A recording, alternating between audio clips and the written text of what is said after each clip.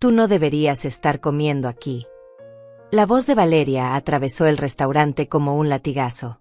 Los cubiertos se detuvieron en el aire.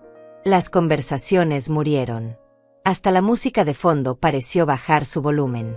Todos los ojos se volvieron hacia nuestra mesa, hacia mí, hacia la mujer de 71 años que había osado sentarse en una cena que aparentemente no merecía. Esta mesa es para mis invitados, continuó ella, con esa sonrisa falsa que ya conocía tan bien. No para cualquiera. Yo no me moví. No temblé. No bajé la mirada. Solo sostuve mi vaso de agua, el único objeto que había frente a mí en esa mesa llena de platos exquisitos, y observé cómo mi nuera disfrutaba de su momento de poder. Carlos, mi hijo, mi único hijo, permanecía en silencio a mi lado. Su mirada fija en su plato de carne, como si el diseño de la salsa fuera lo más fascinante del mundo. El mesero que había estado a punto de acercarse a mí se detuvo en seco.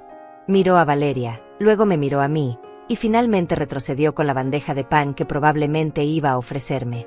Qué considerado de su parte, pensé con ironía. Al menos él había tenido la intención. Valeria levantó su copa de vino, un tinto caro que brillaba bajo las luces del restaurante, y brindó con la mujer sentada frente a ella.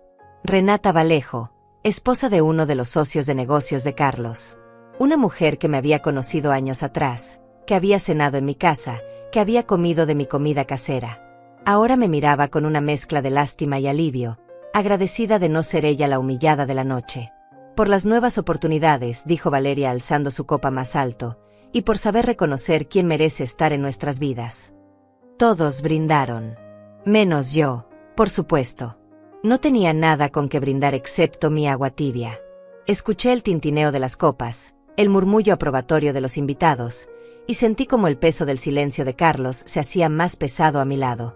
Mi hijo, el hombre que yo había criado sola después de que su padre muriera, no dijo una sola palabra en mi defensa.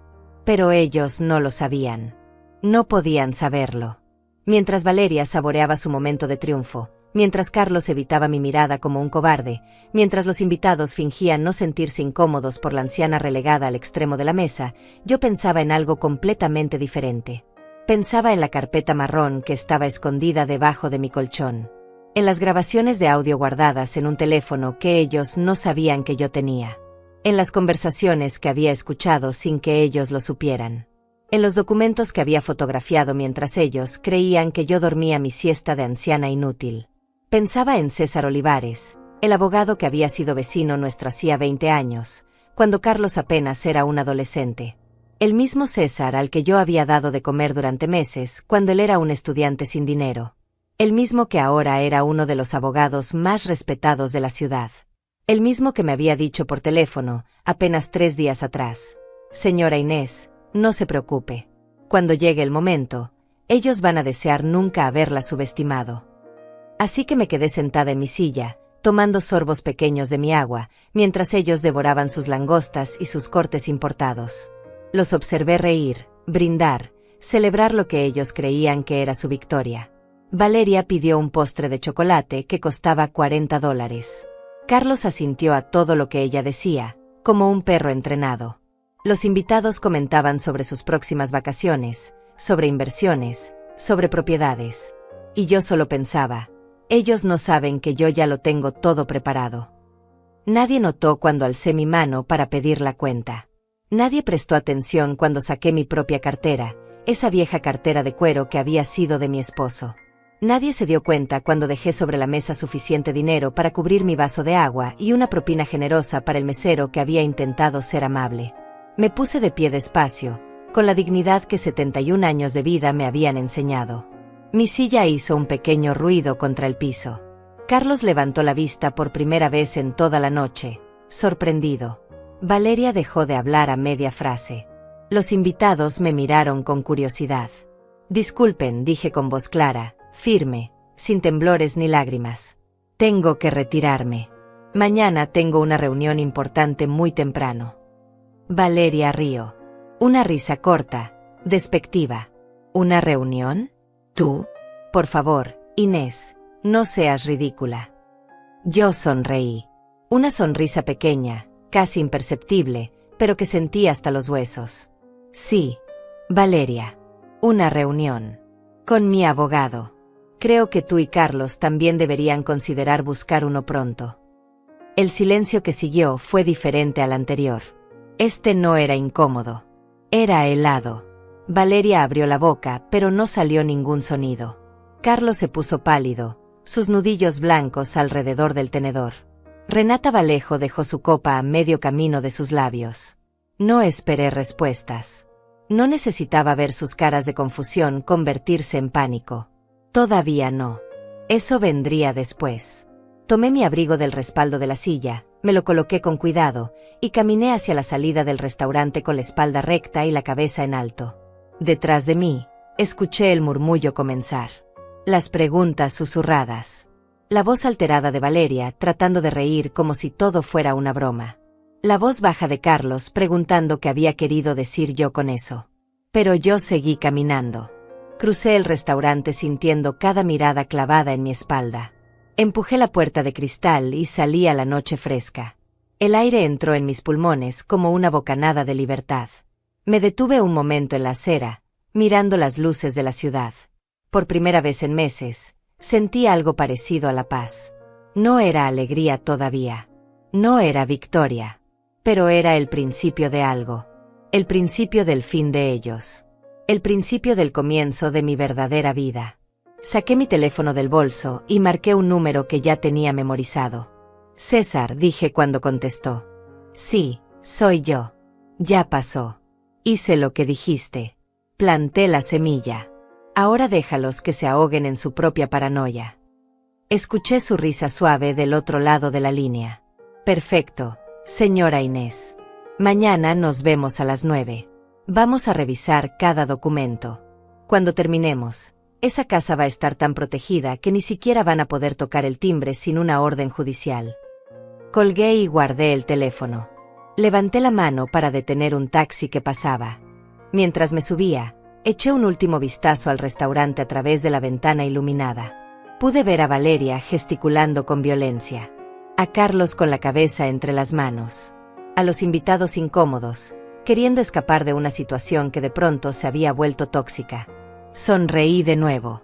Esta vez más ampliamente. Apenas empieza, murmuré para mí misma mientras el taxi arrancaba. Esto apenas empieza.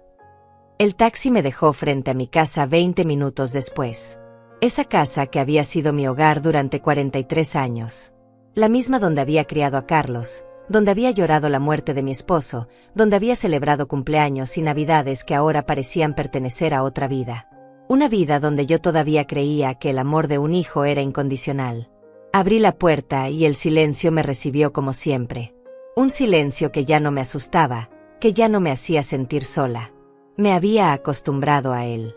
Encendí la luz de la sala y todo estaba exactamente como lo había dejado. La manta doblada sobre el sofá. Las fotografías en la repisa. Carlos de niño, sonriendo sin dientes. Carlos en su graduación, abrazándome con orgullo. Carlos el día de su boda, con Valeria del brazo, y yo al lado, todavía creyendo que mi nuera me aceptaría como parte de su nueva familia. Qué ingenua había sido. Me senté en mi silla favorita, esa mecedora que había comprado en una venta de garaje hace años, y cerré los ojos. Las imágenes comenzaron a llegar, como siempre lo hacían cuando estaba sola. Los recuerdos que me habían traído hasta esta noche, hasta ese restaurante, hasta esa humillación pública que ellos creían que era su triunfo. Todo había comenzado a cambiar hace 3 años. No de golpe. No con un evento dramático. Fue gradual, como el óxido que va carcomiendo el metal sin que te des cuenta hasta que todo se desmorona. Al principio fueron las visitas. Carlos venía a verme cada domingo. Llegaba con pan dulce, se sentaba en esta misma sala, y me contaba sobre su trabajo, sobre sus planes. Valeria venía con él a veces, siempre con prisa, siempre mirando su teléfono, pero al menos venía. Yo cocinaba para ellos. Preparaba el mole que a Carlos le encantaba desde niño. Horneaba el pastel de 3 leches que mi esposo decía que era el mejor del mundo. Luego los domingos se convirtieron en cada 15 días. Las excusas eran razonables. Mucho trabajo. Compromisos sociales. Cansancio. Yo entendía. O al menos fingía entender. Les mandaba comida en contenedores de plástico que nunca me devolvían. Llamaba para saber cómo estaban. Carlos contestaba con monosílabos. Sí, mamá. No, mamá. Después te llamo, mamá. Después fueron una vez al mes. Luego cada 2 meses. Hasta que un día me di cuenta de que había pasado medio año desde la última vez que mi hijo había cruzado la puerta de mi casa. Pero yo seguía llamando. Seguía preguntando. Seguía siendo la madre que espera, que comprende, que no reclama. Porque eso es lo que nos enseñaron a las mujeres de mi generación. Que el amor se demuestra con silencio. Que una buena madre no molesta. Que debemos estar agradecidas por las migajas de atención que nos dan. La primera vez que Valeria mostró su verdadero rostro fue en mi cumpleaños número 69. Yo había organizado una pequeña cena en mi casa. Nada elaborado. Solo quería ver a mi hijo, compartir un momento juntos. Preparé su comida favorita, compré un vino que me había costado $50, más de lo que normalmente gastaba, pero era mi cumpleaños y quería que todo fuera especial. Carlos llegó tarde. 1 hora tarde. Y cuando entró, Valeria venía detrás de él con una expresión que dejaba claro que preferiría estar en cualquier otro lugar. No trajeron regalo. Ni siquiera una tarjeta. Carlos murmuró un feliz cumpleaños, mamá mientras revisaba su teléfono, y Valeria se sentó en el borde de la silla como si temiera contagiarse de pobreza. Comieron rápido. Valeria apenas probó la comida. Dijo algo sobre estar cuidando su figura, sobre que la comida casera era muy pesada. Carlos no la contradijo. Yo serví el pastel que había horneado esa mañana, y Valeria lo rechazó. Demasiadas calorías, dijo con una sonrisa que no era una sonrisa. Además, tenemos una cena importante en 1 hora. No podemos quedarnos. Se fueron antes de que yo pudiera apagar las velas. Me quedé sola en mi cocina, mirando el pastel intacto, las sillas vacías, la comida que había preparado con tanto cariño y que apenas habían tocado. Lloré esa noche. Lloré como no había llorado desde que mi esposo murió. Pero todavía no entendía lo que realmente estaba pasando. Todavía creía que era mi culpa. Que tal vez yo era demasiado demandante. Que tal vez mi casa no era lo suficientemente elegante para la nueva vida que Carlos y Valeria estaban construyendo. Entonces vino la Navidad de ese mismo año. Yo había ahorrado durante meses para comprarles regalos. Una camisa cara para Carlos, de esas que él usaba ahora para sus reuniones de negocios. Un perfume francés para Valeria, que había visto en su tocador la última vez que visité su apartamento. Gasté casi $400 en total. Dinero que mi pensión apenas podía cubrir, pero para mí valía la pena. Eran mi familia. Mi única familia. Llegué a su apartamento la tarde del 24 de diciembre. Había tomado 2 autobuses para llegar hasta ese vecindario donde todo costaba el doble. Toqué el timbre con las bolsas de regalo en las manos, emocionada de pasar la Nochebuena con ellos.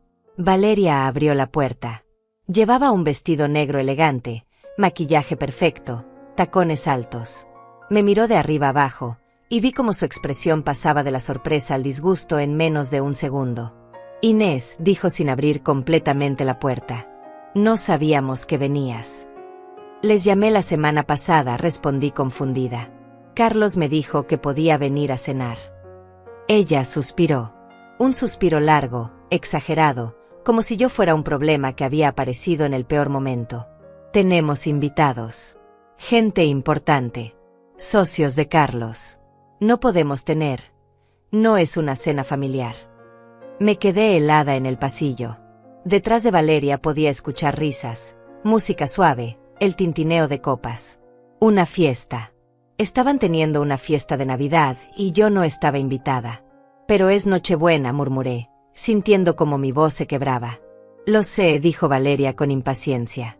Por eso tenemos invitados. Mira, deja los regalos aquí. Carlos te llamará mañana o pasado. Y cerró la puerta. Así, sin más. Me quedé parada en ese pasillo elegante, con mis bolsas de regalo en las manos, escuchando cómo la fiesta continuaba del otro lado. Escuché la voz de Carlos. Estaba riendo, contando alguna historia. No salió a buscarme. No abrió la puerta para explicar. Simplemente me dejó ahí. Dejé los regalos frente a la puerta y me fui. Pasé la Nochebuena sola en mi casa, comiendo pan dulce y viendo películas viejas en la televisión. El teléfono nunca sonó. Carlos no llamó al día siguiente. Ni al otro. Ni al otro. Fue en ese momento, sentada sola en mi sala el día de Año Nuevo, cuando algo dentro de mí comenzó a romperse. O tal vez no a romperse. Tal vez a despertar. Empecé a hacerme preguntas que antes no me atrevía a hacer. ¿Por qué mi hijo me trataba así? ¿Qué había hecho yo para merecer este desprecio? ¿O era que simplemente nunca le había importado y yo había sido demasiado ciega para verlo? Los meses siguientes fueron más de lo mismo. Llamadas sin respuesta. Mensajes ignorados. Excusas vagas cuando finalmente contestaba. Y luego vino el día que lo cambió todo. El día en que mis ojos se abrieron completamente y vi la verdad que había estado escondida frente a mí todo este tiempo. Fue un martes por la tarde. Yo había ido al banco a cobrar mi pensión. $1,200 al mes. No era mucho, pero con lo que había ahorrado durante años y la casa pagada, podía vivir con dignidad. Al salir del banco, caminando hacia la parada del autobús, los vi. Carlos y Valeria saliendo de una agencia de bienes raíces al otro lado de la calle. Me escondí detrás de un poste, sintiéndome ridícula pero incapaz de evitarlo. Los observé hablar con el agente. Valeria señalaba algo en unos papeles. Carlos asentía. Se veían emocionados. Felices. Más felices de lo que los había visto en años. Curiosa, crucé la calle cuando ellos se fueron.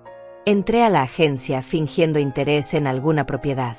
El agente, un hombre joven llamado Darío, me atendió amablemente. Le pregunté qué tipo de propiedades tenían disponibles. Él me mostró varios catálogos. Y entonces, tratando de sonar casual, le pregunté si había visto a la pareja que acababa de salir. Ah, sí, dijo él sonriendo. Están buscando una casa. Algo grande, de al menos $300,000. Dicen que pronto van a tener el enganche porque están por recibir una herencia. Una herencia. Las palabras me atravesaron como cristales. Yo todavía estaba viva. Yo todavía estaba aquí. ¿De qué herencia hablaban? Salí de esa agencia con las piernas temblando. Me senté en una banca del parque cercano, tratando de respirar, tratando de entender. Y entonces todo comenzó a tener sentido. Las visitas que cesaron. El desprecio. La frialdad. No era que ya no me amaran. Era que estaban esperando que yo muriera. Estaban esperando quedarse con mi casa, con mis ahorros, con todo lo que yo había construido durante toda una vida. Esa noche, en mi casa, no lloré. El llanto se había acabado. En su lugar, sentí algo nuevo. Algo frío y claro. Una determinación que no sabía que existía dentro de mí. Si mi hijo y su esposa estaban planeando mi final, yo iba a asegurarme de que el único final que presenciaran fuera el de sus propios planes. Pasé 3 días sin dormir después de esa conversación en la agencia de bienes raíces. 3 días dándole vueltas a las palabras de la gente. Una herencia. $300,000. Estaban contando con mi muerte como si fuera un negocio. Como si yo fuera una inversión que pronto daría frutos. La 4ª noche, Carlos me llamó. Fue extraño porque hacía semanas que no sabía nada de él. Su voz sonaba casual, demasiado casual. Mamá, ¿cómo estás? Bien, hijo, respondí, tratando de mantener mi voz normal. ¿Y tú? Bien, bien. Oye, Valeria y yo estábamos pensando. Hace mucho que no te vemos. ¿Qué te parece si vamos a visitarte este domingo? Mi corazón se aceleró. Algo no estaba bien. Después de meses de ignorarme, de repente querían verme. Claro, hijo. Los espero. Ese domingo llegaron puntuales. Eso también fue raro. Carlos nunca era puntual. Valeria llevaba una bolsa grande, de esas de diseñador que cuestan más que mi pensión de un mes. Entraron sonriendo, siendo amables, preguntando por mi salud con un interés que no había visto en años. Preparé café y les serví el pan que había comprado esa mañana. Nos sentamos en la sala, y durante 20 minutos todo fue normal. Demasiado normal. Hablaron del clima, de sus trabajos, de unos vecinos que yo no conocía. Y entonces Carlos se aclaró la garganta. Mamá, tenemos que hablar de algo importante. Sentí como mi estómago se apretaba. Dime. Es sobre la casa, dijo mirando alrededor. Esta casa es muy grande para ti sola. Y estás envejeciendo. ¿Qué pasa si te caes? ¿Qué pasa si tienes una emergencia y no hay nadie cerca para ayudarte? Valeria asintió con expresión preocupada, tan falsa que casi me da risa. Hemos estado investigando, Inés. Hay lugares maravillosos para personas de tu edad. Residencias donde tendrías compañía, cuidados médicos, actividades. ¿Asilos? Pregunté directamente. Carlos se movió incómodo. No les dicen así, mamá. Son comunidades para adultos mayores. Lugares muy dignos. Con tu pensión podrías pagar uno básico, continuó Valeria. Y si vendes la casa, podrías estar en uno mucho mejor. Uno con jardines, con enfermeras las 24 horas. Ahí estaba. El plan. Querían que yo vendiera mi casa. La casa que mi esposo y yo compramos después de años de ahorrar. La casa donde crié a mi hijo. La casa que era lo único que me quedaba. No quiero vender mi casa, dije con voz tranquila. Mamá, sé razonable. Carlos se inclinó hacia adelante. ¿Qué vas a hacer aquí sola? Esta casa necesita mantenimiento. El techo tiene goteras. Las tuberías son viejas. ¿De dónde vas a sacar dinero para reparaciones? Me las arreglaré. No seas terca, la voz de Valeria perdió un poco de su dulzura falsa. Piensa en lo que es mejor para ti. En una residencia estarías segura, cuidada. Aquí estás aislada, abandonada. La palabra abandonada salió de su boca con tanta facilidad. Como si ella no fuera parte de la razón por la que yo estaba sola. Como si ella no hubiera construido un muro entre mi hijo y yo. Necesito pensarlo, dije finalmente. Carlos suspiró frustrado. No hay mucho que pensar, mamá. Es sentido común. Se fueron media hora después, dejando folletos sobre residencias en mi mesa. Folletos que terminaron en la basura en cuanto cerré la puerta. Pero algo más quedó. Una certeza fría y dura. No solo estaban esperando mi muerte. Estaban tratando de acelerar mi salida de esta casa. De esta vida que yo había construido. Esa noche no pude dormir. Me quedé despierta en mi cama, mirando el techo, y entonces escuché algo. Un ruido que venía de afuera. Me levanté despacio, con el corazón golpeando mi pecho, y me acerqué a la ventana. Nada. La calle estaba vacía. Pero mientras regresaba a mi cama, noté algo extraño. Mi bolso estaba abierto. Yo siempre lo dejaba cerrado sobre la mesita de la entrada. Siempre. Fui hacia él con las manos temblando. Mi billetera seguía ahí. Mi identificación también. Pero algo faltaba. Las llaves de repuesto de mi casa. Las que guardaba en un compartimento interno del bolso. Habían desaparecido. Me senté en el sofá, procesando lo que esto significaba. Carlos y Valeria habían estado aquí.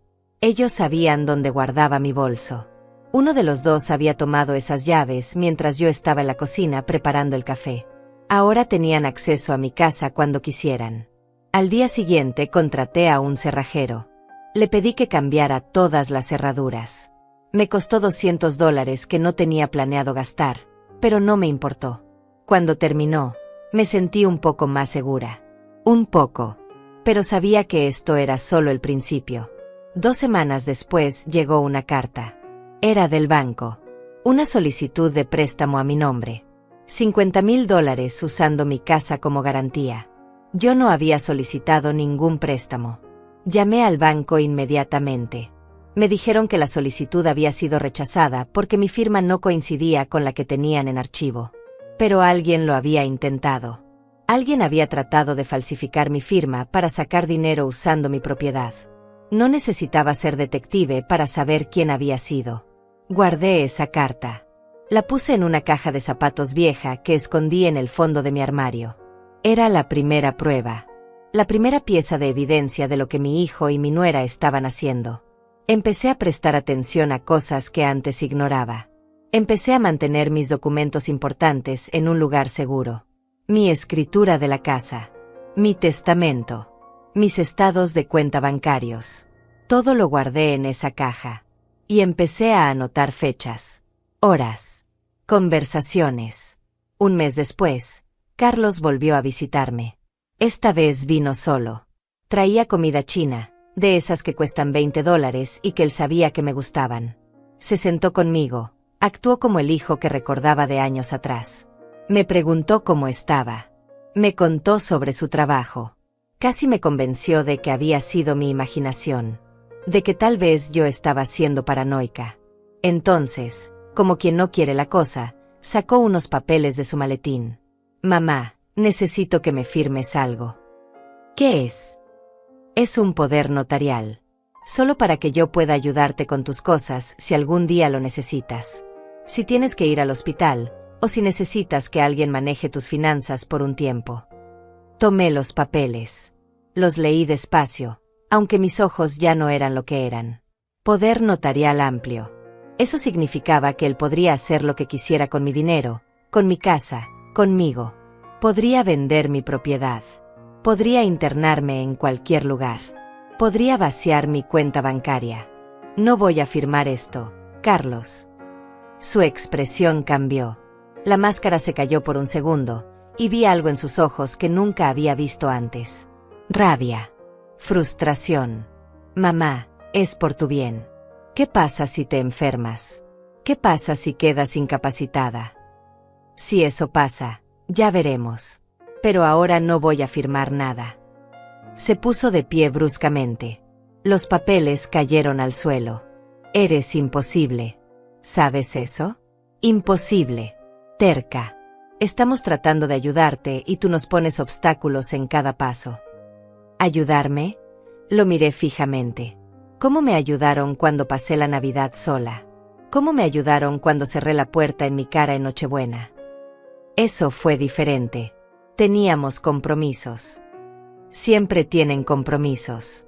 Excepto cuando quieren algo de mí. Carlos recogió sus papeles con movimientos bruscos. ¿Sabes qué, mamá? Haz lo que quieras. Quédate aquí sola en esta casa vieja. Espera a que te pase algo y no haya nadie que te ayude. Pero no vengas llorando después. Se fue dando un portazo. Me quedé sentada en mi sala, temblando, pero no de miedo. De algo diferente. De determinación. Porque ahora lo sabía con certeza.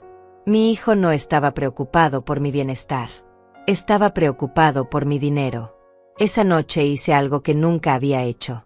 Busqué en Google cómo contratar a un investigador privado. No tenía idea de cuánto costaba. No sabía si mi pensión alcanzaría. Pero necesitaba saber exactamente qué estaban planeando. Necesitaba pruebas concretas. Porque si ellos iban a jugar sucio, yo tenía que estar preparada. Encontré varios anuncios. Elegí uno que parecía profesional, pero no demasiado caro. Una mujer llamada Elisa Lozano. Su página decía que se especializaba en casos de fraude familiar y abuso de ancianos. Perfecto. La llamé al día siguiente. Me temblaba la voz cuando expliqué mi situación. Ella escuchó en silencio, y cuando terminé, dijo algo que nunca olvidaré. Señora Pacheco, usted hizo bien en llamar. Lo que me describe es más común de lo que piensa. Y si sus sospechas son correctas, necesitamos actuar rápido antes de que ellos hagan algo irreversible. Acordamos reunirnos en una cafetería al día siguiente. Le llevé todos los documentos que había guardado. La carta del banco. Las fechas anotadas. Los folletos de las residencias. Todo. Elisa revisó cada papel con atención profesional. Cuando terminó, levantó la vista y me miró con una mezcla de compasión y determinación. Señora Pacheco, voy a ser honesta con usted. Lo que tenemos aquí son indicios claros de intento de fraude y posible abuso financiero. Necesito que me autorice a investigar a su hijo y a su nuera. Voy a necesitar seguirlos, documentar sus movimientos, ver con quién se reúnen. Va a costar $1,000 por adelantado, y luego 500 semanales. $1,000. Casi toda mi pensión de un mes. ¿Pero qué opción tenía? Hágalo, dije sin dudar. Necesito saber la verdad. Elisa Lozano comenzó su investigación el lunes siguiente. Yo seguí con mi vida normal, o al menos eso intentaba. Me levantaba temprano, preparaba mi café, regaba las plantas del patio, Miraba las noticias. Pero por dentro, cada fibra de mi ser estaba alerta. Esperando. Observando. Preparándome para lo que vendría. La primera semana, Elisa me llamó 3 veces para reportar lo que había encontrado. Carlos y Valeria habían visitado 4 agencias de bienes raíces diferentes. En todas preguntaban lo mismo: ¿cuánto podría valer una casa como la mía en el mercado actual? Las respuestas variaban entre $250,000 y $300,000. Mi casa. La casa que yo todavía habitaba. La casa que ellos ya estaban vendiendo en su mente. Hay más, dijo Elisa en la 4ª llamada. Lo seguí a un despacho de abogados. Uno especializado en herencias y testamentos. Estuvieron ahí casi 2 horas. ¿Pudiste averiguar qué discutieron? Tengo un contacto en ese despacho. Me debe un favor. Dame un día más. Al día siguiente, Elisa llegó a mi casa con una carpeta manila. Su expresión era seria cuando se sentó frente a mí en la mesa de la cocina. Señora Pacheco, lo que voy a decirle no es fácil de escuchar. Dime. Necesito saberlo. Abrió la carpeta y sacó varios papeles. Estuvieron consultando sobre cómo obtener la tutela legal de una persona mayor. Específicamente, preguntaron qué se necesita para declarar a alguien incapaz de manejar sus propios asuntos. Las palabras cayeron como piedras en mi estómago. ¿Incapaz? Sí. Preguntaron sobre el proceso legal. ¿Cuánto tiempo toma? ¿Qué tipo de evaluaciones médicas se necesitan? Y esto es lo peor. Preguntaron si un médico privado podría hacer esas evaluaciones. Uno que ellos eligieran. Me quedé en silencio, procesando. No solo querían mi casa. Querían declararme incapaz. Querían quitarme mi libertad, mi autonomía, mi derecho a decidir sobre mi propia vida. Hay algo más. Elisa sacó fotografías. Lo seguí ayer por la tarde. Fueron a un lugar llamado Residencia Valle del Sol. Es un asilo. Uno de los más baratos de la ciudad. Miré las fotografías. Carlos y Valeria entrando al edificio. Un edificio gris, triste, con pintura descascarada y rejas en las ventanas. Nada que ver con las residencias elegantes de los folletos que me habían mostrado. Hablé con una empleada que trabaja ahí, continuó Elisa. Me dijo que una pareja joven vino a preguntar por los costos. El lugar cuesta $1,000 al mes. Básico. Sin lujos. Les dijeron que aceptan personas con pensiones que puedan pagar directamente a la residencia. Mi pensión. $1,200 al mes. Si me internaban ahí, ellos controlarían los $200 restantes. Y tendrían mi casa para vender.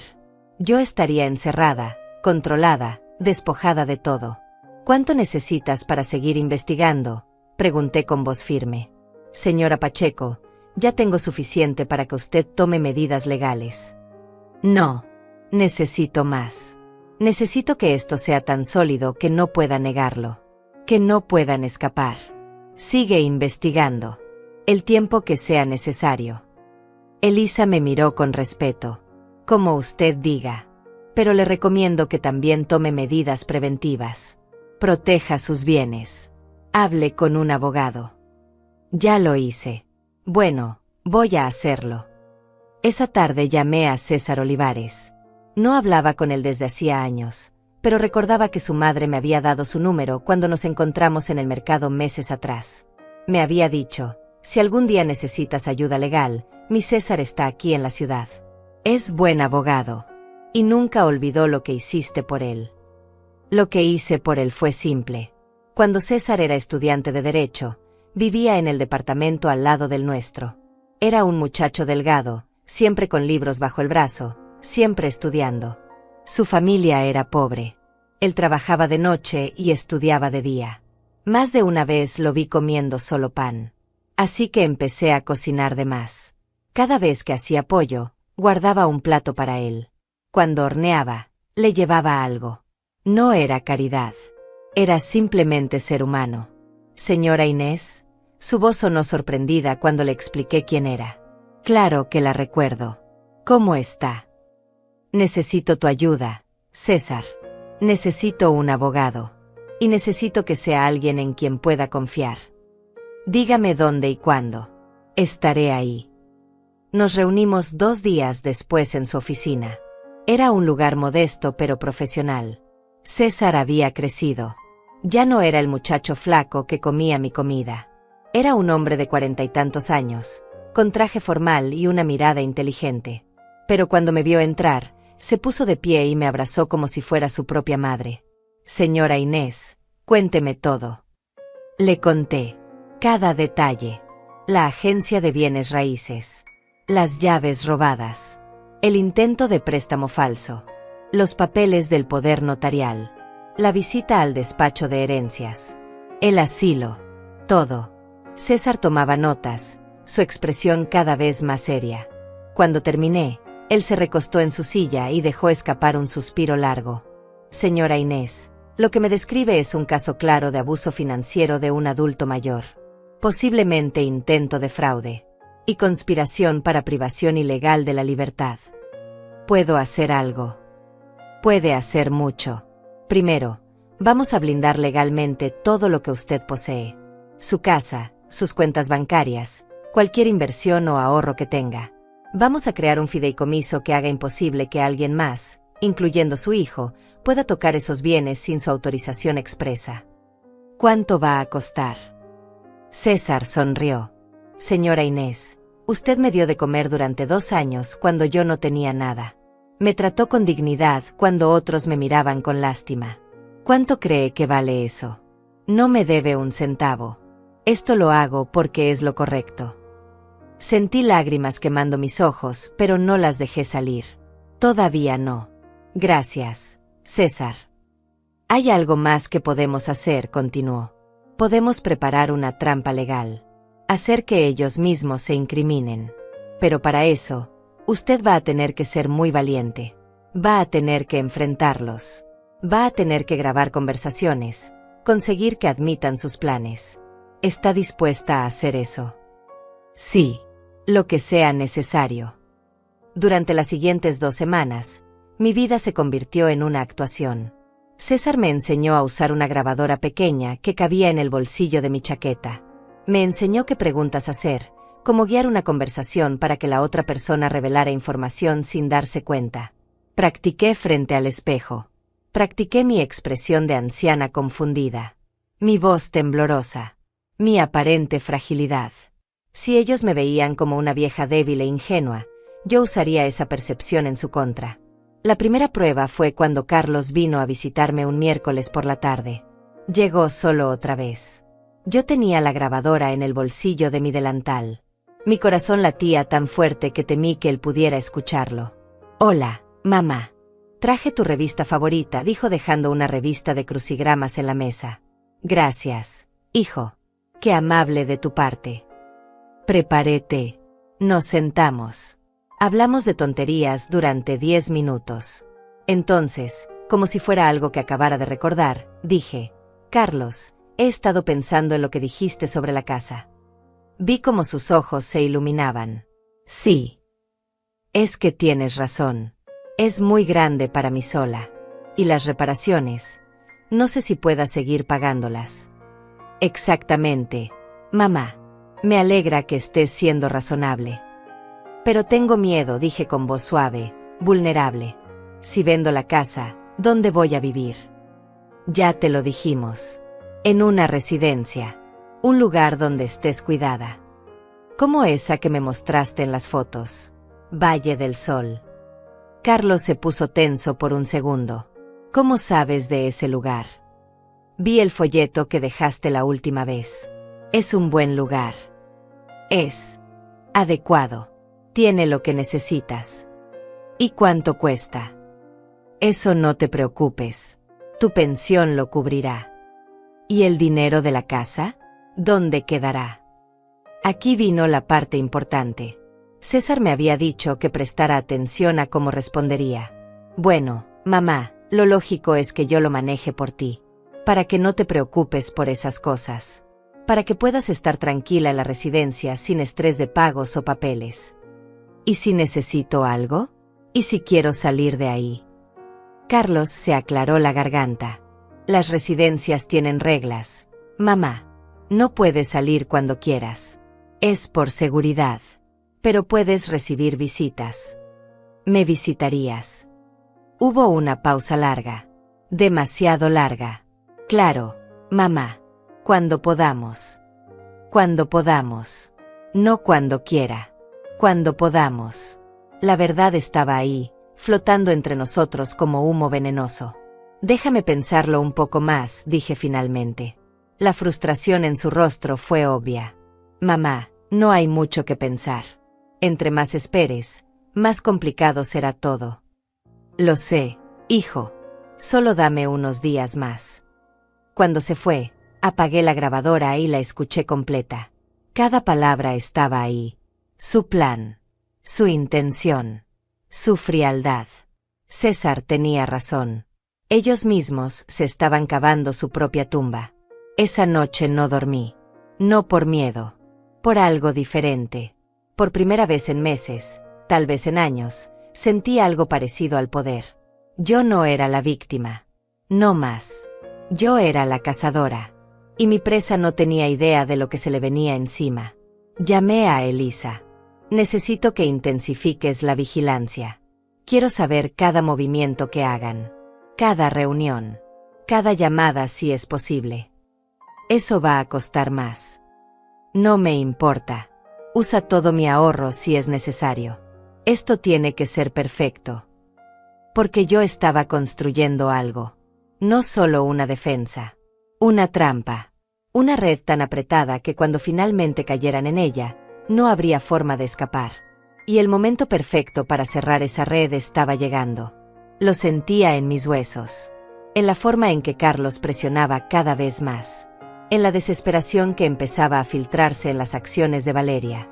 Ellos creían que yo era la presa débil. Pronto descubrirían que la anciana a la que habían subestimado tenía dientes. Y estaba lista para morder. Elisa me llamó un viernes por la mañana. Su voz sonaba diferente. Urgente. Señora Pacheco, necesito que venga a mi oficina. Ahora. Tengo algo que debe ver. Tomé un taxi. No quería perder tiempo esperando el autobús. Cuando llegué, Elisa tenía su computadora abierta y varios documentos esparcidos sobre el escritorio. Siéntese, dijo señalando la silla frente a ella. Esto es grave. Me mostró fotografías. Carlos y Valeria entrando a un edificio que reconocí inmediatamente. El hospital municipal. Luego más fotos. Saliendo con un hombre de bata blanca. Un doctor. Este es el doctor Isaías Cedillo, explicó Elisa. Un psiquiatra. Tiene un consultorio privado, pero también trabaja en el hospital. Y tiene una reputación interesante. ¿Qué tipo de reputación? Del tipo que cobra extra por diagnósticos convenientes. Entiendo lo que digo. Sentí un escalofrío recorrer mi espalda. Me quieren declarar loca. No solo eso. Mire esto. Elisa sacó más papeles. Conseguí copias de correos electrónicos entre Valeria y este doctor. Fueron descuidados. Usaron el wifi del hospital y mi contacto en sistemas pudo acceder. Aquí dice textualmente, necesitamos evaluación psiquiátrica que demuestre demencia senil avanzada. Incapacidad para tomar decisiones. Necesario para proceso de tutela. ¿Cuánto costaría su colaboración? Las palabras bailaban frente a mis ojos. Demencia senil. Incapacidad. Tutela. Todo estaba ahí. Negro sobre blanco. El plan completo. Y él aceptó. Todavía está negociando el precio. Pero sí, básicamente aceptó. Quiere $5,000 por adelantado y la evaluación programada para dentro de 2 semanas. 2 semanas. El tiempo se estaba acabando. Si ese doctor me evaluaba y firmaba un papel diciendo que yo estaba demente, Carlos podría usar eso para quitarme todo. Mi casa. Mi libertad. Mi vida. Tenemos que actuar, dije con voz firme. Ya. No podemos esperar más. Estoy de acuerdo. ¿Tiene idea de cómo quiere hacerlo? Sí. Voy a darles exactamente lo que quieren. Voy a hacer que crean que ganaron. Y entonces voy a destruirlos frente a todos. Esa tarde fui a ver a César. Le mostré todo lo que Elisa había descubierto. Él revisó cada documento con atención de abogado. Cuando terminó, Silbó bajo. Señora Inés, esto es suficiente para procesar a su hijo por fraude, conspiración e intento de privación ilegal de la libertad. A ese doctor le pueden quitar la licencia. Y a Valeria la pueden acusar como cómplice. No quiero solo procesos legales, César. Quiero justicia real. Quiero que pierdan todo como ellos querían que yo perdiera todo. César sonrió. Una sonrisa que me recordó al muchacho inteligente que había sido. Entonces vamos a hacer esto bien. Vamos a planear cada detalle. Y necesito que me prometa algo. ¿Qué? Que no va a dudar. Que cuando llegue el momento, va a ser tan dura como necesite serlo. Porque su hijo va a llorar. Va a suplicar. Va a decir que lo siente. Y usted tiene que mantenerse firme. Lo miré a los ojos. Mi hijo dejó de existir el día que decidió verme como un obstáculo en lugar de como su madre. El hombre que voy a enfrentar es un extraño que resulta tener mi sangre. No voy a dudar. Bien. Entonces aquí está lo que vamos a hacer. César sacó un calendario. Marcó una fecha. 3 semanas en el futuro. Este día va a ser el cumpleaños número 72 de usted. Vamos a organizar una cena. Una celebración. Va a invitar a Carlos, a Valeria y a cualquier otro familiar que considere necesario. Les va a decir que tiene un anuncio importante que hacer. ¿Qué tipo de anuncio? Les va a decir que finalmente tomó una decisión sobre la casa, que va a firmar todos los papeles necesarios, que está lista para mudarse a la residencia. Eso los va a hacer venir. Los va a hacer sentir seguros, confiados. Y entonces les vamos a dar el espectáculo de sus vidas. Pero antes de eso, necesitamos preparar algunas cosas. Primero, vamos a transferir legalmente su casa a un fideicomiso irrevocable. Eso significa que aunque usted quisiera, no podría venderla o regalarla sin la aprobación de los administradores del fideicomiso. Y esos administradores vamos a ser yo y otra abogada de mi despacho. Y mis cuentas bancarias. Lo mismo. Todo protegido. Segundo, vamos a hacer copias certificadas de todas las pruebas. Los correos. Las grabaciones. Las fotografías. Todo. Y vamos a presentar una denuncia preventiva en la fiscalía. No para que actúen todavía, sino para que quede registro de que usted reportó esto antes de que ellos pudieran hacer su movimiento. ¿Y el doctor? El que querían que me evaluara. César sonrió más ampliamente. Ya hablé con el colegio de médicos. Tienen un departamento de ética. Les pasé la información. Están muy interesados. Muy interesados. Ese doctor no va a poder hacerle nada. Y probablemente pierda su licencia antes de que termine el mes. Me recosté en la silla, sintiendo como todo empezaba a tomar forma. Un plan. Sólido. Completo. Infalible. ¿Y en la cena? ¿Qué va a pasar exactamente? Va a ser simple. Usted va a empezar diciendo que tiene algo importante que anunciar. Los va a hacer sufrir un poco. Va a hablar sobre lo difícil que ha sido esta decisión. Y justo cuando ellos piensen que ganaron, cuando estén sonriendo y brindando, usted va a soltar la verdad. Todas las pruebas. Todo lo que sabemos. Frente a testigos. Testigos. Sí. Vamos a invitar a algunas personas clave. Vecinos que la conocen. Tal vez algún familiar lejano. Gente que pueda testificar después sobre lo que vieron y escucharon. Y yo voy a estar ahí también. Como su abogado.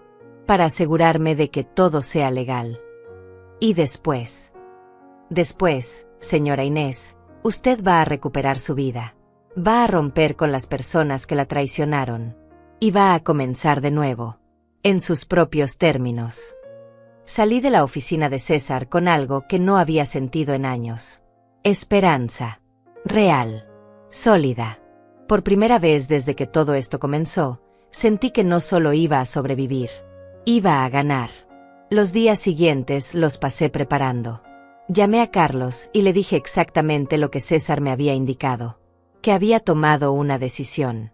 Que quería celebrar mi cumpleaños con una cena especial. Que tenía algo importante que anunciar. Carlos casi no podía contener su emoción. Claro, mamá. Por supuesto. ¿Dónde quieres que sea? ¿En un restaurante? No. Aquí. En mi casa. En la casa donde te crié. Una última cena en este lugar. Hubo un silencio. Luego, como quieras, mamá. Ahí estaremos. Colgué el teléfono y miré alrededor de mi sala. Las paredes que habían visto tantos años de mi vida. Los recuerdos buenos y malos que vivían en cada rincón. En 3 semanas, todo cambiaría. En 3 semanas, mi hijo descubriría que la anciana que había subestimado era mucho más fuerte de lo que jamás imaginó. Las 3 semanas pasaron como un suspiro y como una eternidad al mismo tiempo. Cada día me levantaba con un propósito claro. Ensayaba mis palabras frente al espejo. Practicaba mi expresión. Mi tono de voz. César tenía razón. Esto tenía que ser perfecto. La mañana de mi cumpleaños amaneció clara y fría. Me levanté temprano y comencé a limpiar la casa. Cada rincón. Cada superficie. Quería que todo estuviera impecable. No por ellos. Por mí. Esta casa era mi testimonio. Mi fortaleza. Y esa noche sería el escenario de mi victoria. A las 2 de la tarde llegó César con 2 personas más. Una mujer de unos 50 años con expresión seria y un maletín de cuero. Esta es Samara Vallejo, mi socia. Ella va a estar presente como testigo legal de todo lo que ocurra esta noche. La otra persona era un hombre joven con una cámara discreta. Este es Luis. Va a documentar todo. Audio y video. Va a estar en la habitación contigua, pero sus equipos captarán cada palabra. ¿Es legal grabar sin que ellos lo sepan?, pregunté. En su propia casa, con su consentimiento, documentando lo que podría ser confesión de delitos en su contra. Completamente legal, respondió Samara con voz profesional. Pasamos la tarde preparando. Luis instaló pequeños micrófonos en lugares estratégicos de la sala y el comedor. Cámaras del tamaño de un botón escondidas entre los adornos de la repisa. Todo invisible para un ojo no entrenado. A las 6 en punto comenzaron a llegar los invitados. Primero llegó Renata Vallejo, mi vecina de hace años. La había invitado diciéndole que quería celebrar rodeada de gente que realmente me conocía. Ella trajo flores y un abrazo sincero. Luego llegó don Darío, el señor que tenía la tienda de abarrotes en la esquina. Un hombre de 75 años que me conocía desde que me mudé a este barrio. Señora Inés, es un honor estar aquí, dijo con su voz ronca. Eran 6 personas en total, además de Carlos y Valeria que aún no llegaban. Suficientes testigos. Suficiente audiencia para lo que estaba por venir. César se movía discretamente por la casa, verificando que todo estuviera en orden. Samara se sentó en un rincón de la sala, observando todo con ojos de abogada. Luis había desaparecido en la habitación del fondo, desde donde controlaría todo el equipo de grabación. A las 7 en punto sonó el timbre. Mi corazón se aceleró, pero mantuve mi expresión calmada. Abrí la puerta y ahí estaban. Carlos con un traje gris que probablemente costaba más que mi pensión de 2 meses. Valeria con un vestido rojo ajustado y tacones tan altos que me pregunté cómo podía caminar con ellos. «Feliz cumpleaños, mamá», dijo Carlos dándome un beso rápido en la mejilla. Su voz sonaba alegre. Demasiado alegre. Como si ya estuviera celebrando su victoria. Valeria me entregó una caja envuelta. «Un detalle para ti, Inés». La tomé sin abrirla. Sabía que lo que fuera que hubiera adentro no tenía valor real. Era solo parte de su actuación. Entraron a la sala y su expresión cambió ligeramente al ver a las otras personas. «No sabía que habría más invitados», dijo Carlos con una sonrisa forzada. «Quise celebrar con gente que ha sido importante en mi vida», respondí con voz suave. «Renata, don Darío, algunos amigos del barrio. Espero que no les moleste». «Claro que no», mintió Valeria, aunque sus ojos decían lo contrario. Ella había esperado una cena íntima donde pudieran manipularme sin testigos. Nos sentamos todos alrededor de la mesa del comedor. Había preparado comida sencilla pero abundante. Pollo asado, arroz, ensalada, pan casero. Nada lujoso, pero hecho con mis propias manos. Tal vez la última comida que haría para mi hijo. Durante la cena, La conversación fue superficial. El clima. Las noticias. Renata contó historias del barrio. Don Darío habló sobre cómo había cambiado la ciudad en los últimos años. Carlos y Valeria sonreían y asentían, pero yo podía ver la impaciencia en sus ojos. Querían llegar al momento del anuncio. Querían escuchar las palabras que los harían ricos.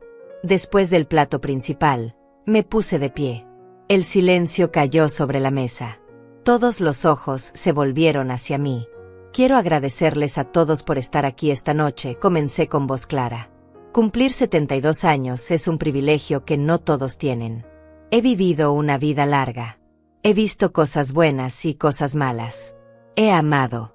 He perdido. He aprendido. Carlos se inclinó hacia adelante en su silla.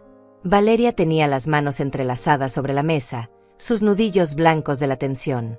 Como algunos de ustedes saben, he estado pensando mucho sobre mi futuro. Sobre esta casa. Sobre lo que viene para mí en los años que me quedan. Vi cómo Valeria le daba un codazo discreto a Carlos. Él asintió casi imperceptiblemente. Y después de mucha reflexión, he tomado una decisión importante. El silencio era tan denso que podía escuchar mi propio corazón latiendo. Carlos y Valeria estaban al borde de sus asientos. Renata me miraba con preocupación. Don Darío tenía el ceño fruncido. He decidido, continué, dejando que cada palabra cayera como una gota de agua en un estanque silencioso, que esta casa se queda conmigo. Que mis ahorros se quedan conmigo. Que mi vida se queda conmigo. La confusión apareció en el rostro de Carlos. ¿Qué? Pero mamá, dijiste que tenías un anuncio importante. Dijiste que habías tomado una decisión. Y así fue. La decisión de no dejarme manipular nunca más. Valeria rió nerviosa. No entiendo de qué hablas. Inés. Nadie te está manipulando. No. Saqué de mi bolsillo una grabadora pequeña y la puse sobre la mesa. Entonces tal vez puedan explicarme esto. Presioné play. La voz de Carlos llenó el comedor. Lo lógico es que yo lo maneje por ti. Para que no te preocupes por esas cosas. Para que puedas estar tranquila en la residencia sin estrés de pagos o papeles. Luego mi voz. ¿Y si necesito algo? ¿Y si quiero salir de ahí? Y otra vez Carlos. Las residencias tienen reglas. Mamá. No puedes salir cuando quieras. El color desapareció del rostro de mi hijo. Valeria abrió la boca, pero no salió ningún sonido. Eso no es todo, dije con voz más fuerte ahora. César se puso de pie y se acercó a mi lado. Samara abrió su maletín y comenzó a sacar documentos. Señora y señores presentes, dijo César con voz profesional. Mi nombre es César Olivares y soy el abogado de la señora Inés Pacheco. Lo que están a punto de presenciar es la exposición de un intento de fraude y abuso financiero contra una adulta mayor. Todo lo que se diga aquí está siendo grabado con el consentimiento de la dueña de esta propiedad y será usado como evidencia legal. Carlos se puso de pie bruscamente. Esto es absurdo. Mamá, ¿qué es esto? ¿Qué está pasando? Lo que está pasando, Carlos, es que descubrí todo. Cada mentira. Cada plan. Cada traición. Samara comenzó a pasar documentos sobre la mesa. Fotografías de Carlos y Valeria entrando a las agencias de bienes raíces. Copias de los correos electrónicos con el doctor Cedillo. Registros de su visita al asilo Valle del Sol. El intento de solicitud de préstamo fraudulento. Todo. Esto no puede ser real, murmuró Valeria, tomando uno de los papeles con manos temblorosas. Esto es invasión de privacidad. Esto es evidencia, corrigió Samara fríamente. Evidencia de conspiración para cometer fraude. Evidencia de intento de privación ilegal de libertad. Evidencia de abuso financiero de adulto mayor. ¿Quieren que siga? Renata ahogó un grito. Don Darío negaba con la cabeza, incrédulo. Los otros invitados miraban a Carlos y Valeria con expresiones que iban de la sorpresa al disgusto. Carlos, dije, y mi voz sonó diferente incluso para mí misma. Más dura. Más fría. Durante 71 años fui tu madre. Te di todo. Mi tiempo. Mi amor. Mi vida entera. Y tú decidiste que yo era solo un obstáculo entre tú y un poco de dinero. Mamá, No es así. No es lo que parece. ¿No? Entonces dime, hijo. Dime que no planeabas declararme demente. Dime que no hablaste con un doctor corrupto para que firmara papeles falsos. Dime que no estabas buscando un asilo barato donde encerrarme mientras vendías mi casa. Él abrió la boca. La cerró. Abrió otra vez. Pero no salieron palabras. Solo silencio.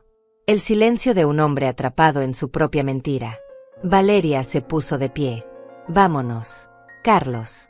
No tenemos que escuchar esto. Siéntate. La voz de César fue como un látigo. Todavía no hemos terminado. Valeria se quedó de pie, temblando de rabia. Carlos seguía sentado, pálido como la muerte, mirando los documentos esparcidos sobre la mesa como si fueran serpientes venenosas. Siéntate, Valeria, repetí yo esta vez. Mi voz no admitía discusión. Esto apenas comienza. Ella se dejó caer en la silla con un ruido seco. Sus ojos oscuros me lanzaban dagas invisibles, pero ya no me importaba. El tiempo de tener miedo había terminado. César asintió hacia la habitación del fondo. Luis salió con una laptop y un pequeño proyector. En segundos, la pared blanca de mi comedor se convirtió en una pantalla. Lo que van a ver ahora, explicó César, es material recopilado durante las últimas 6 semanas por una investigadora privada contratada por la señora Pacheco. La primera imagen apareció. Carlos y Valeria entrando a la agencia de bienes raíces en la calle Morelos. La fecha y hora aparecían en la esquina inferior. Luis había editado el video para mostrar solo lo esencial. Aquí podemos verlos consultando sobre el valor de mercado de esta propiedad, narró César como si estuviera en una sala de juicios. Una propiedad que no les pertenece. Una propiedad habitada por una persona que aún está viva y en pleno uso de sus facultades. El video cambió. Ahora era el despacho del abogado especializado en herencias. La cámara los había captado entrando y saliendo. La timestamp mostraba que habían estado dentro 2 horas y cuarto. En esta visita, continuó César, consultaron sobre los procedimientos para obtener tutela legal de un adulto mayor. Específicamente preguntaron qué se necesitaba para declarar a alguien incapaz de manejar sus propios asuntos. Eso no es delito, intervino Valeria con voz chillona. Solo estábamos informándonos, preparándonos para el futuro. El futuro. Samara levantó otro documento. ¿Te refieres al futuro en el que la señora Pacheco estaría declarada demente por un psiquiatra corrupto? Ese futuro. El siguiente video los mostró en el hospital, reuniéndose con el doctor Cedillo. La cámara los había capturado en el estacionamiento después, cuando pensaban que nadie los veía. Carlos le pasaba un sobre a Valeria. Ella contaba dinero. Billetes verdes. Dólares. Ese sobre contenía $2,000, dijo César. Un adelanto para el doctor Cedillo. El pago completo sería de $5,000 una vez que firmara la evaluación psiquiátrica falsa. Mentira, gritó Carlos poniéndose de pie otra vez. Esto es un montaje. Esas imágenes pueden ser de cualquier cosa. Luis presionó otra tecla. Ahora la pantalla mostró texto. Correos electrónicos. Con fecha. Con remitente y destinatario claramente visibles. El email de Valeria. El email del doctor. Necesitamos evaluación psiquiátrica que demuestre demencia senil avanzada, leyó César en voz alta. Incapacidad para tomar decisiones. Necesario para proceso de tutela. ¿Cuánto costaría su colaboración? Renata ahogó otro grito. Don Darío se puso de pie y caminó hacia Carlos. Lo miró directamente a los ojos. Muchacho, conocí a tu padre. Era un buen hombre. Un hombre de honor. Se estaría muriendo de vergüenza si pudiera ver esto. Carlos bajó la mirada. No pudo sostener los ojos del anciano. Hay más, dije yo, tomando el control de la situación otra vez. Muéstrales el asilo. El video cambió. Carlos y Valeria entrando al edificio gris de Valle del Sol. La fachada descascarada. Las rejas en las ventanas. El letrero desteñido. No era la residencia elegante de los folletos que me habían mostrado. Era un depósito de ancianos olvidados. Este lugar cuesta $1,000 al mes, expliqué mirando directamente a mi hijo. Justo lo que cubre mi pensión. $1,200. menos 1000 para el asilo, 200 para ustedes. Y mi casa valuada entre 250 y 300,000 dólares. Un buen negocio, ¿verdad, Carlos? Mamá, yo nunca. Su voz se quebró. ¿Nunca qué? ¿Nunca planeaste encerrarme en ese lugar? ¿Nunca soñaste con vender mi casa? ¿Nunca calculaste cuánto dinero obtendrías de mi muerte en vida? Las lágrimas comenzaron a rodar por las mejillas de Carlos. Pero yo ya no sentía compasión. Había gastado todas mis lágrimas en las noches solitarias, en las navidades sin él, en los cumpleaños olvidados. Samara, por favor, muéstrales el último documento, pedí. Samara sacó un papel oficial. Tenía el sello del banco. Este es el reporte de un intento de solicitud de préstamo fraudulento. 50,000 dólares usando esta propiedad como garantía. La firma no coincidió con la del archivo, por eso fue rechazado. Pero alguien lo intentó. ¿Alguno de ustedes quiere explicar quién fue? El silencio fue absoluto. Solo se escuchaba la respiración agitada de Valeria y el llanto ahogado de Carlos. Yo tengo una teoría, continué. Creo que Carlos tomó mis llaves una de las veces que vino. Hizo copias. Creo que entraron a mi casa cuando yo no estaba. Buscaron documentos. Fotografiaron mi escritura. Intentaron falsificar mi firma. Y cuando eso falló, pasaron al plan B, declararme loca. Señora Pacheco, César tomó la palabra otra vez.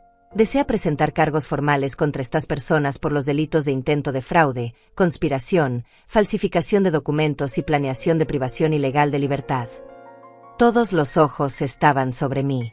Carlos me miraba con una mezcla de terror y súplica.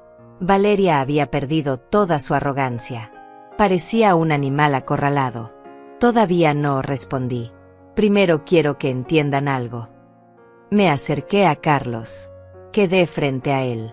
Tan cerca que podía ver las lágrimas en sus pestañas. Las mismas pestañas que yo había limpiado cuando era niño y lloraba por una rodilla raspada. Durante 71 años, yo fui tu madre. Te cargué en mi vientre. Te di de comer. Te cuidé cuando estabas enfermo. Trabajé doble turno para pagarte la escuela cuando tu padre murió. Me quedé sin comer más de una vez para que tú tuvieras comida en tu plato. ¿Recuerdas eso, Carlos? Él asintió sin poder hablar. Y todo ese tiempo, yo creí que estaba criando a un hombre bueno. A un hombre honesto. A alguien que cuidaría de mí cuando yo lo necesitara, como yo cuidé de él. Pero me equivoqué. Lo que crié fue un extraño. Un extraño con mi apellido y sin mi corazón. Mamá, por favor. No me llames mamá. Perdiste ese derecho el día que decidiste que yo valía menos que un poco de dinero. Me volteé hacia los invitados. Renata lloraba en silencio. Don Darío tenía la mandíbula apretada. Los demás miraban con expresiones de shock y disgusto. Quiero que todos ustedes sean testigos de lo que voy a decir ahora. César, Samara, asegúrense de que quede grabado. César asintió. Luis ajustó la cámara desde la otra habitación. Carlos Pacheco, dije con voz firme y clara, desde este momento dejas de ser mi hijo. Te desheredo completamente. No recibirás ni un centavo de mí, ni un objeto de esta casa. Nada. Valeria Olivares, eres cómplice de todo lo que él planeó. Los dos están muertos para mí. No puedes hacer eso, gritó Valeria poniéndose de pie otra vez. La ley te obliga a dejarle algo. Somos familia. Samara sonrió fríamente. En realidad, la señora Pacheco puede disponer de sus bienes como desee. Y ya lo hizo. Todo está en un fideicomiso irrevocable. Firmado. Certificado. Legal. Ustedes no tienen ningún derecho sobre nada. Además, agregó César, dado el material que tenemos, podrían enfrentar cargos criminales. Eso depende de lo que la señora Pacheco decida. Pero les sugiero que consigan un buen abogado. Uno mejor que el que consultaron para robarle a una anciana. Carlos cayó de rodillas frente a mí. Literalmente de rodillas. Con las manos juntas como si rezara. Mamá, por favor. Fue un error. Todo fue un error. Yo te quiero. Eres mi madre. No puedes hacer esto. Lo miré desde arriba. Ese hombre de 40 y tantos años llorando a mis pies. Y no sentí nada. Ni amor. Ni odio. Ni siquiera lástima. Solo un vacío donde antes había estado mi corazón de madre. Levántate, ordené. Ya no tienes que actuar. Ambos sabemos la verdad. Él se levantó tambaleante. Valeria lo tomó del brazo, más para sostenerse ella que para sostenerlo a él. Tienen 5 minutos para salir de mi casa, dije mirando el reloj en la pared. Si no lo hacen, César llamará a la policía y entregaremos todas las pruebas esta misma noche. ¿Entendieron? Esto no se va a quedar así, amenazó Valeria encontrando algo de su voz otra vez. Vamos a pelear. Vamos a demandarte. Vamos a... ¿Van a qué? La interrumpí. ¿Van a contratar abogados con qué dinero? ¿Van a comprar su casa de $300,000 con qué enganche? ¿Van a hacer qué exactamente? No tuvieron respuesta. Porque finalmente entendieron. Habían perdido. Completamente. Totalmente. Sin posibilidad de recuperación. Carlos caminó hacia la puerta como un zombi. Valeria lo siguió. Antes de salir, mi hijo se volteó una última vez. Mamá. Vete, dije sin emoción. Y no vuelvas nunca. La puerta se cerró detrás de ellos. El silencio que siguió fue profundo. Sagrado casi. Después de que la puerta se cerró, me quedé de pie en el centro de mi sala mirando ese pedazo de madera como si pudiera ver a través de él. Como si pudiera ver a Carlos y Valeria bajando las escaleras, subiendo a su autocaro, alejándose de la vida que habían planeado robar. Renata fue la primera en moverse. Se acercó y me abrazó sin decir palabra. Sentí sus lágrimas mojando mi hombro. Don Darío se acercó también y puso su mano áspera sobre mi brazo. Hiciste lo correcto, Inés, dijo con voz grave. Lo correcto no siempre es lo fácil. Los otros invitados se despidieron uno por uno. Cada uno con palabras de apoyo. Cada uno prometiendo que si alguna vez necesitaba algo, solo tenía que llamar. Cuando el último salió, quedamos solo César, Samara, Luis y yo. ¿Cómo te sientes?, preguntó César. Vacía, respondí honestamente. Pero también, libre. Por primera vez en años, me siento libre. Samara comenzó a recoger los documentos. Luis desmanteló el equipo de grabación. César se sentó conmigo en el sofá. Todavía no hemos terminado, dijo suavemente. Esto fue solo la confrontación. Ahora viene la parte legal. Tenemos que decidir si presentamos cargos criminales o si simplemente aseguramos que nunca puedan acercarse a ti otra vez. ¿Qué recomiendas?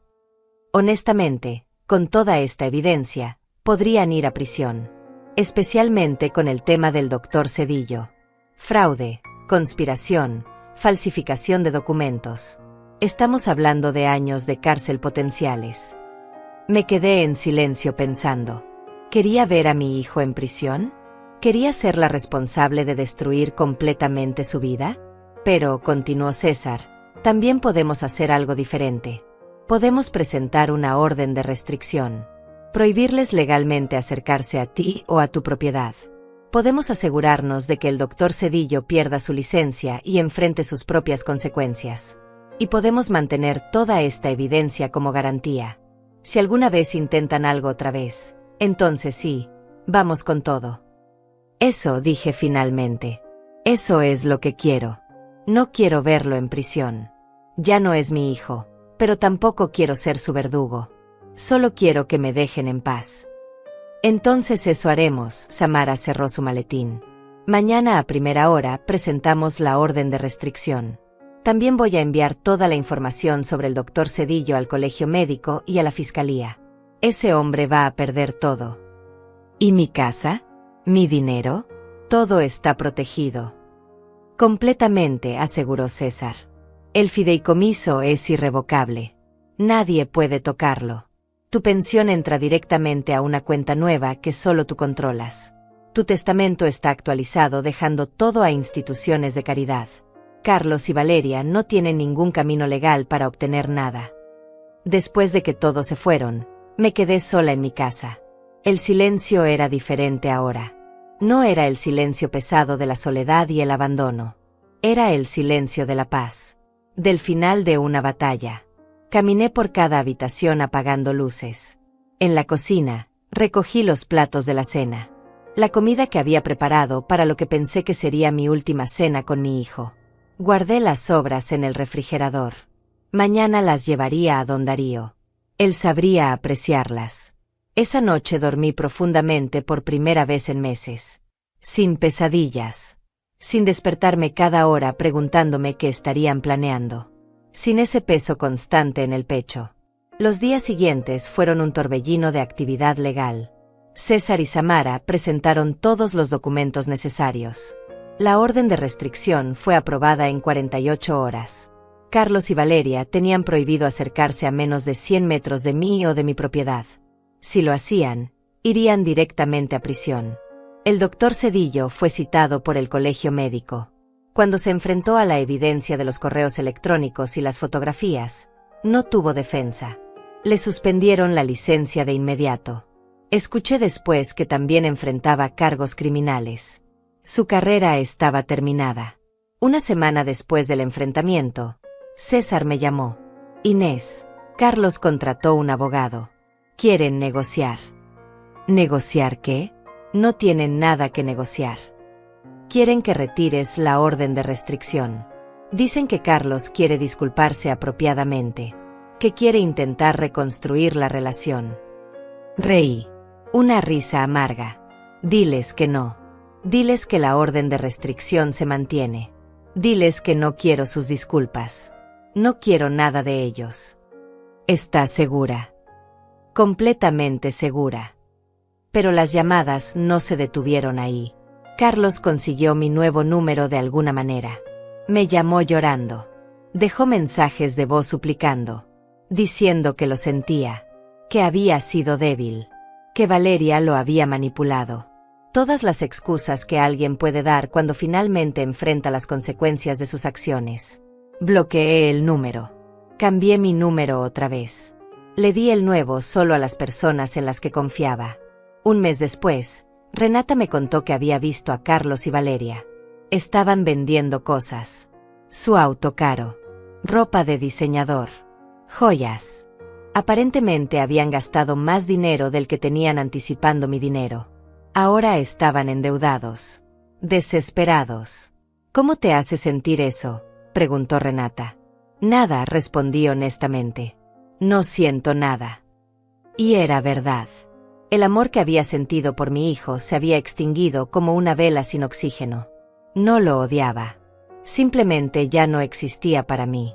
2 meses después del enfrentamiento, estaba en el mercado comprando verduras cuando vi a Valeria. Estaba en el pasillo opuesto. Se veía diferente. Sin maquillaje. Con ropa simple. El cabello sin arreglar. Nuestros ojos se encontraron por un segundo. Vi miedo en su mirada. Miedo de que yo gritara. De que causara una escena. De que la humillara públicamente como ella me había humillado a mí. Pero no hice nada de eso. Simplemente aparté la mirada y seguí con mis compras. Ella no valía ni un segundo más de mi atención. En el tercer mes, César me visitó con noticias. Carlos y Valeria se están divorciando. No me sorprende. El plan era el dinero. Sin dinero, no hay razón para estar juntos. Hay algo más. Carlos vendió el apartamento donde vivían. Aparentemente se va a mudar a otra ciudad. Dice que quiere empezar de nuevo lejos de aquí. Bien por él, dije sin emoción. Espero que su nueva vida sea mejor que la que intentó construir sobre mis cenizas. César me miró con algo parecido a la admiración. Eres la mujer más fuerte que conozco, Inés. No soy fuerte, César. Solo soy una mujer que se cansó de ser débil. Pero había algo más que necesitaba hacer. Una última pieza que necesitaba cerrar. Llamé a Elisa Lozano, la investigadora. Elisa, necesito un último favor. Dime. Necesito que averigües sobre Residencia Valle del Sol. Ese asilo donde querían encerrarme. Quiero saber cómo tratan a los ancianos ahí. Una semana después, Elisa llegó con un reporte que me heló la sangre. Valle del Sol tenía múltiples quejas por maltrato. Ancianos desnutridos. Falta de atención médica. Condiciones insalubres. El lugar estaba bajo investigación, pero seguía funcionando por tecnicismos legales. ¿Cuántos ancianos hay ahí?, pregunté. 22 actualmente. ¿Y cuánto costaría moverlos a un lugar mejor? Elisa me miró confundida. ¿Qué? Tengo ahorros. $60,000 que guardé durante toda mi vida. Pensaba dejárselos a Carlos. Pero ahora ese dinero no tiene destino. ¿Cuánto costaría pagar por el traslado de esos ancianos a una residencia digna? Al menos por 6 meses mientras encuentran algo mejor. Elisa hizo cálculos. Probablemente unos $50,000. Tal vez un poco más. Hazlo. Usa mi dinero. Sácalos de ahí. Que al menos algo bueno salga de todo esto. Y así fue como 22 ancianos que iban a ser mis compañeros de encierro terminaron siendo rescatados. Como el dinero que Carlos codiciaba terminó salvando vidas en lugar de destruir la mía. Cuando todo estuvo hecho, cuando los ancianos fueron trasladados y la investigación sobre Valle del Sol se intensificó hasta que finalmente cerraron el lugar, me senté en mi patio una tarde soleada con una taza de té. Miré mi casa, mi jardín, mi vida. Todo seguía siendo mío. No porque hubiera peleado con violencia. No porque hubiera gritado o amenazado. Sino porque había usado la única arma que realmente importa, la verdad. La verdad fría, dura, documentada, innegable. La verdad que no necesita gritos porque habla por sí misma. Han pasado 6 meses desde aquella noche. 6 meses desde que cerré la puerta detrás de Carlos y Valeria por última vez. 6 meses desde que recuperé mi vida. Esta mañana me desperté temprano, como siempre. Pero ahora es diferente. No me despierto con ese peso en el pecho. No me pregunto qué estarán planeando. No espero llamadas que nunca llegan o visitas que solo traen dolor. Me despierto en paz. Preparé mi café y salí al patio. Las flores que planté el mes pasado están comenzando a florecer. Rosas amarillas. Siempre me gustaron las rosas amarillas, pero Carlos decía que eran ordinarias. Que las rosas debían ser rojas o blancas. Ahora tengo todo un jardín de rosas amarillas y nadie me dice que son ordinarias. El timbre sonó mientras regaba las plantas. Era Renata con una canasta de pan dulce recién horneado. Pensé que podríamos desayunar juntas, dijo sonriendo. Me encantaría. Nos sentamos en la cocina, la misma donde había servido tantas comidas a un hijo que nunca las apreció. Pero ahora esa cocina tiene nuevos recuerdos. Desayunos con Renata. Almuerzos con don Darío. Cenas con las señoras del grupo de tejido al que me uní el mes pasado. ¿Supiste?, preguntó Renata untando mantequilla en su pan. Carlos se fue de la ciudad. Alguien lo vio subiendo a un autobús con 2 maletas. Eso era todo lo que le quedaba. Lo sé, respondí. César me lo contó. ¿Y cómo te sientes? Me tomé mi tiempo para responder. Bebí un sorbo de café. Miré por la ventana hacia mi jardín. Me siento como si hubiera cerrado un libro muy largo y muy triste. Y ahora estoy lista para comenzar uno nuevo. Renata sonrió y tomó mi mano sobre la mesa. Eres una inspiración, Inés. De verdad. Después de que ella se fue, recibí una llamada de César. Inés, tengo noticias. ¿Recuerdas los 22 ancianos que ayudaste a trasladar? Por supuesto. Uno de ellos, un señor de 82 años llamado don Luis Cedillo, resulta que es bastante rico. Tiene una pensión generosa y propiedades. Pero no tenía familia que lo cuidara, por eso terminó en Valle del Sol. Quiere conocerte. Quiere agradecerte personalmente. No es necesario, César. Lo hice porque era lo correcto. Lo sé, pero él insiste. Y hay algo más. Él y otros 5 ancianos del grupo están juntando dinero para crear una fundación. Una fundación que ayude a ancianos en situaciones de abuso o abandono. Quieren que tú seas parte de la directiva. Me quedé en silencio procesando eso. Una fundación. Ayudar a otros que están pasando por lo que yo pasé. Inés, ¿sigues ahí? Sí, estoy aquí. Dile a don Luis que me encantaría conocerlo. Y que sí, que cuenten conmigo para la fundación. Cuando colgué, Me quedé sentada en mi sala mirando alrededor. Esta casa que Carlos quería venderme por debajo. Esta casa que para ellos era solo una transacción de $300,000. Esta casa era mi vida. Mi historia. Y ahora también sería el comienzo de algo más grande. Esa tarde fui al banco. No a cobrar mi pensión, sino a abrir una cuenta nueva. Una cuenta para la fundación. Deposité los $10,000 que me quedaban de mis ahorros después de ayudar con los traslados. Era un comienzo pequeño, pero los comienzos siempre son pequeños.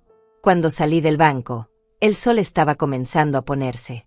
Caminé por el parque cerca de mi casa. Vi familias paseando, niños jugando, parejas de ancianos tomados de la mano. Y por primera vez en años, no sentí envidia. No sentí dolor por lo que perdí. Solo gratitud por lo que encontré. Encontré mi fuerza. Encontré mi voz. Encontré mi valor. Llegué a casa cuando ya estaba oscureciendo.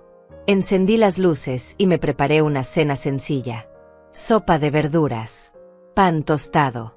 Un vaso de agua. Comí despacio, saboreando cada bocado. Nadie me miraba con desprecio. Nadie me hacía sentir que no merecía estar ahí. Después de cenar, saqué mi teléfono y miré las fotos viejas. Había una de Carlos cuando tenía 5 años. Sonriendo sin un diente delantero. Cubierto de lodo después de jugar en el parque. Yo estaba detrás de él en la foto, riéndome también. Esa mujer en la foto. Esa madre feliz. Ella hizo lo mejor que pudo. Amó con todo lo que tenía. No fue su culpa que su amor no fuera suficiente para crear un buen hombre. Algunos árboles crecen torcidos sin importar cuánto sol reciban. Borré la foto. Borré todas las fotos de Carlos. No con rabia. Con aceptación. Ese capítulo de mi vida estaba cerrado. Las páginas en blanco que venían eran mías para llenar como yo quisiera. Me acosté temprano esa noche. Pero antes, escribí algo en mi diario. Algo que necesitaba dejar registrado. Mi nombre es Inés Pacheco. Tengo 72 años. Durante la mayor parte de mi vida, me definí por mis relaciones. Esposa de, madre de, viuda de. Pero esas definiciones me las dieron otros. Ahora me defino yo misma. Soy Inés. Sobreviviente. Luchadora. Mujer libre. Mi historia no terminó cuando mi esposo murió. No terminó cuando mi hijo me traicionó. Mi historia apenas comienza. Cerré el diario y apagué la luz. En la oscuridad de mi habitación, pensé en todo lo que había pasado. En cómo había comenzado como una víctima silenciosa y había terminado como una guerrera tranquila. No necesité gritar para ser escuchada. No necesité violencia para ganar mi batalla. Solo necesité coraje. El coraje de ver la verdad. El coraje de actuar. El coraje de dejar ir lo que ya no me servía, incluso si ese algo llevaba mi apellido. Mañana tengo una reunión con don Luis y los otros ancianos. Vamos a empezar a planear la fundación. Vamos a crear algo que ayude a otros a no sufrir lo que nosotros sufrimos. Vamos a convertir nuestro dolor en propósito. Y después de la reunión, voy a ir al salón de belleza. Voy a cortarme el cabello. Un corte moderno. Algo diferente. Porque estoy cansada de verme en el espejo y ver a la misma mujer de siempre. Quiero ver a la nueva Inés. La Inés que nació de las cenizas de la traición. En algún lugar de esta ciudad, o tal vez en otra ciudad, Carlos está empezando su nueva vida. Espero que haya aprendido algo. Espero que algún día mire hacia atrás y entienda lo que perdió. No el dinero. No la casa. Sino a una madre que lo hubiera amado incondicionalmente hasta su último aliento si él hubiera sido digno de ese amor. Pero eso ya no es mi problema. Él eligió su camino. Yo elegí el mío. Y mi camino es de luz. De paz. De propósito. Me quedé dormida con una sonrisa en los labios. Soñé con mi jardín lleno de rosas amarillas. Soñé con una casa llena de risas nuevas. Soñé con una vida que finalmente era mía. Porque al final, eso es lo que esto siempre fue. No una historia de venganza, sino una historia de liberación. De una mujer que estuvo perdida y se encontró a sí misma. De una madre que dejó de serlo para poder ser simplemente Inés. Mi nombre ya no está atado al de ellos. Mi historia ya no está definida por su traición. Mi vida ya no está en sus manos. Mi nombre es Inés Pacheco. Tengo 72 años. Y mi historia apenas comienza. Esta vez, la escribo yo. Con mis propias palabras. En mis propios términos. Y nadie, absolutamente nadie, puede quitarme eso. Amanecí sabiendo que cada día que viene es un regalo que me di a mí misma. No esperé que me salvaran. Me salvé sola. No esperé justicia del cielo. La construí con mis propias manos. Y si hay algo que quiero que otras mujeres sepan, otras madres, otras ancianas que están pasando por lo que yo pasé, es esto: nunca es tarde para defenderte. Nunca es tarde para decir basta. Nunca es tarde para recuperar tu vida. El amor de madre es poderoso. Pero el amor propio es más poderoso todavía. Y yo finalmente aprendí a amarme más de lo que amaba la idea de ser madre. Esa lección me costó 71 años aprenderla. Pero ahora que la sé, nada ni nadie me la puede quitar. Mi nombre ya no es el suyo. Mi historia apenas empieza.